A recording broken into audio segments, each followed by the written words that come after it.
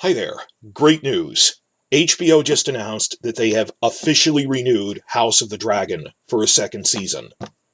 They announced this Friday after the Sunday premiere, just 5 days later. I was worried we'd have to wait until after season 1 ends. We didn't, just a couple of days, because it was really good numbers. How good? It was the biggest new series premiere in HBO history for the ratings. In the United States, it was just shy of 10 million viewers in the first 24 hours, combined across HBO and HBO Max. It was something like 9.98 million, but fuzzy, okay, by hour 25, it was 10 million. And it was their biggest new series premiere ever. And internationally, which you can't ignore anymore, in the UK, first 24 hours was 1.3 million, also setting a record for Sky Atlantic new series premiere. Interestingly, only 0.3 million of that 1.3 actually watched it on the linear cable channel in its nightly time slot.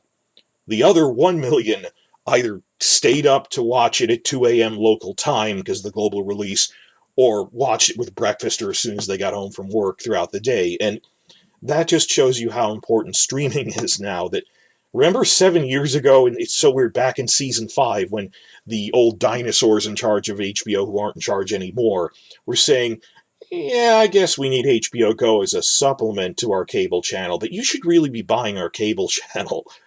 No, it is streaming platforms now. That like 4/5 of the UK audience was watching it streaming, not waiting for it at night on the cable channel time slot. They didn't give exact numbers for the HBO Max continental Europe markets, Scandinavia, Eastern Europe, Iberia, Spain, and Netherlands now. They didn't give numbers for that, but they did confirm it was the biggest premiere those markets have ever had.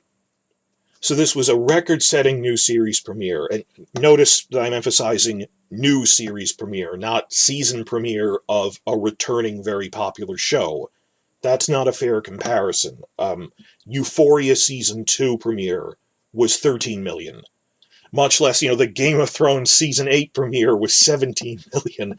But, HBO itself said in their press release, in interviews with their executives, we understand it took 7 seasons of setup to reach the numbers that Season 8 was getting. That was like Super Bowl levels for them. It is totally unfair to compare any show to the climactic final season of a really popular hit show.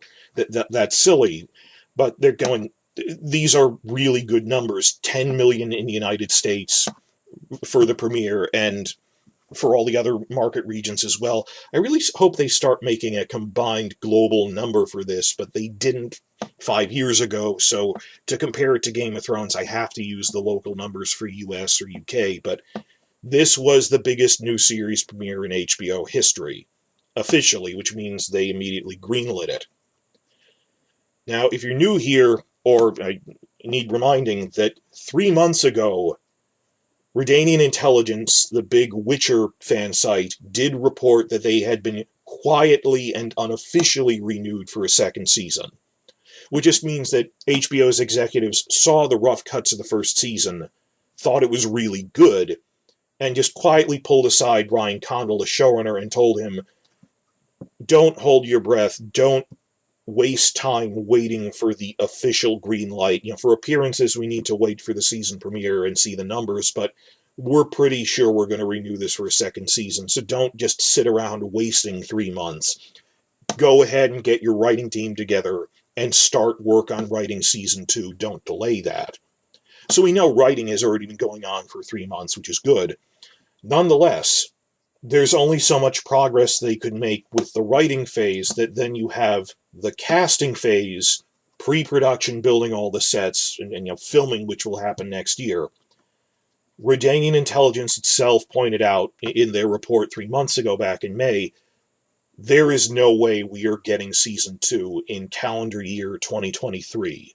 We are not getting that fall of 2023. It'll take more than a year to get that, because they haven't started casting yet, much less filming. That they pointed out, we would have seen casting sheets by now. That they can hide unofficially, the writers are getting together and discussing writing decisions, but when you start the casting process, you have to put casting sheets out to agencies, and we have contacts in the casting industry that we would notice if they were gearing up casting stuff. So while writing wasn't waiting on the official green light, casting was. That's a major point of this video. Now that we have the official green light, for all I know, tomorrow we could start seeing casting sheet leaks for major Season 2 characters, like Daeron the Daring, Alicent's youngest son, or Jane Arryn and Cregan Stark. Because we've heard that Season 1 ends with Jake leaving to go seek them as allies, but you don't see them. You just see him leave to go see them that they'd introduced in the Season 2 premiere. So, possibly tomorrow, but more likely in coming weeks, but there's a real chance before the Season 1 finale, at some point in the next, 8 weeks or so, we will start seeing early casting sheet leaks for Season 2. That is in motion now, with the official green light. It wasn't before. Even then, because this show had a 10-month production cycle. We're going to see it in early 2024 at the earliest. That at best, we're looking at a year and a half between seasons. That's never going to shorten. Yes, there were COVID delays, and while those are receding, the scale of the show with the war and everything is increasing. So, year and a half, possibly up to 2 years. I wouldn't put summer of 2024 out of the realm of possibility. Like a July release, the way Season 7 did. And I kind of want that, because I don't want to burn through this show quickly. I want to savor it. You guys want a quality product that they take the time to do right, as do I. And more importantly, I don't want this show to be done, because that's the Dance of the Dragons is pretty much my favorite prequel idea, and I don't want to race to the end as a fandom experience. But be that as it may, whether we get spring or summer of 2024, we're going into a gap year. And as I've said, this is a gap year we need, on account of the fact that so many people had given up on this as a franchise that they were not preparing for Season 1. And look at all the reviews that have come out the past week of, wow, this was really good, and I wasn't paying attention to this show coming out. I'd written it off. And not just mainstream review channels and news sites who are just, perfunctorily going through stuff but really don't know who Rhaenyra is, or don't know the source material Fire and Blood. A lot of just general audience were not prepared for this. We're not expecting to watch it. It's so interesting seeing the live reaction videos from mainstream TV review channels, and they're concluding, wow, that was a really good episode. I didn't even know this show was coming out. I mean, a lot of them. We need this gap year as catch-up for that, because people had left. But even then, as a gap year, it's not going to be as if there's no news or anything. Here's the rough schedule here, that because this is a fall release, keep in mind that we're not getting Blu-rays this Christmas. That the season finale is about 2 months before Christmas, you're not getting a Blu-ray for that. That it takes about 5 months later, we'll get a release. And then we'll be going through just the mountain of behind-the-scenes materials from the Blu-ray, with all the interviews, behind-the-scenes documentaries, the commentary tracks. That takes a lot of time to go through. You've seen me going through that stuff a lot. So, because I'm a channel that actually likes analyzing behind-the-scenes stuff. So, think March of next year, we're getting the Blu-rays. And the basic info will take a month to go through, and I think April I'll be going over, cast and writer profiles that I've wanted to make, but I said we should wait for the actual Blu-ray to do that. And then last week, if it's anything like last season, like Season 1, last week of April, first week of May is when filming on Season 2 should start. Just gearing up for that. And there might even be, pre-season, exterior filming starts last week of April. Who knows if they're doing interior stuff again, but we get the Blu-ray, month of Blu-ray stuff, month of extended from the Blu-ray cast and crew stuff, then right into filming. What about before that, before all the filming news and Blu-ray news? Well, I thought that the big inch-thick Making of House of the Dragon art book, which is going to be a lot of stuff, a big info dump to data mine, I thought that was coming out in time for Christmas. It isn't. That's coming out January 31st. So that's what we're doing in February before we get the Blu-rays in March. So when I talk about, oh, we have a gap in news, it's really just 3 months from after the finale, November, December, January. And even then, like, November will be all of the post-season interviews. There'll be a lot of those. That'll get us through November. Then first week of December, on December 9th, the first big official HBO-run Game of Thrones convention in Las Vegas. It's going to be like DC Fandom or Star Wars Celebration. They're holding a little 3-day convention to have news announcements and stuff.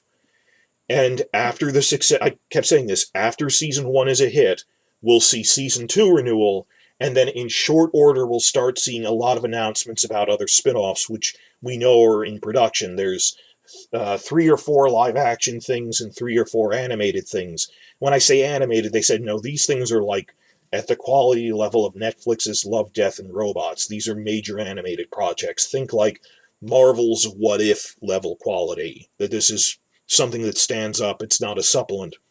Particularly because Kit Harington is coming to that December 9th convention, who just shockingly said, oh yeah, I'm making a Jon Snow sequel spinoff.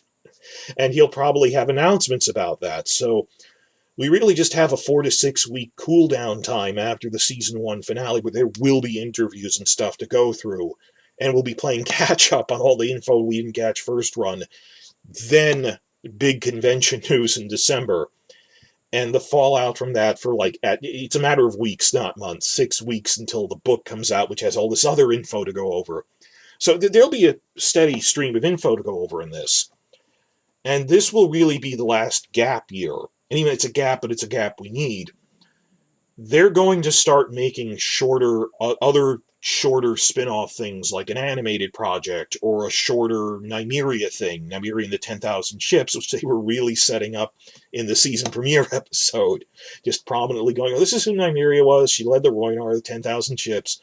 Like, not between seasons 1 and 2, but gap between seasons 2 and 3 onwards. I think they're going to space it out with other shorter prequel spin-offs or animated things in the off-season. So we never really have a true gap for content as a franchise again, that they're going to plan it out like Marvel phases.